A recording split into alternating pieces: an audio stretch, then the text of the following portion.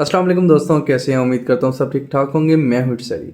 आज हम बात करेंगे गंदी ज़बान में बात करना। नबी करीम सल्लल्लाहु अलैहि वसल्लम ने फरमाया, ए आयशा, क्या तुमने कभी मुझे गंदी ज़बान में बात करते देखा है या सुना है? याद रखो, क़यामत के दिन वो लोग अल्लाह की नज़रों में सबसे ज़्यादा बुरे होंगे जिन्हें लोग अलहदा कर दें, इनसे किनारा कर ले ताकि इनकी फैश ज़बान या गुनाहों से आपको महफूज रखा जा सके। इस हदीस का हवाला है बुखारी किताबुल अदाब जिल्द नंबर 73। जो लोग गंदी ज़बान इस्तेमाल करते हैं, लोगों को गालियाँ देते हैं, बुरा भला कहते हैं, उनके खिलाफ साजिशें करते हैं, पीठ पीछे उनकी गिबत करते हैं, जो माँ बाप से ऊंची आवाज़ में बात करते हैं, उन्हें गालियाँ देते हैं, उसके अलावा लोगों को गालियाँ देते हैं, अपनी गंदी ज़बान इस्तेमाल करते हैं, वो अल्लाह ताला के नज़र में सबसे बुरे इंसान हैं। क़यामत के दिन भी वो सबसे बुरे ही इंसान होंगे और उन्हें सख्त से सख्त सज़ा दी जाएगी। ये सज़ा कम है क्या? अल्लाह की नज़र में आप लोग बहुत बुरे हैं जो लोग बुरी ज़बान इस्तेमाल करते हैं।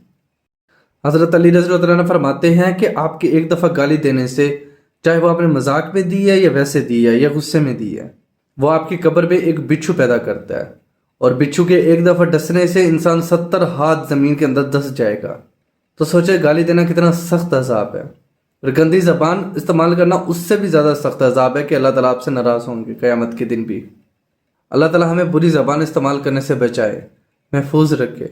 अल्लाह ताला हमें अपने पसंदीदा बंदों में शामिल कर दे।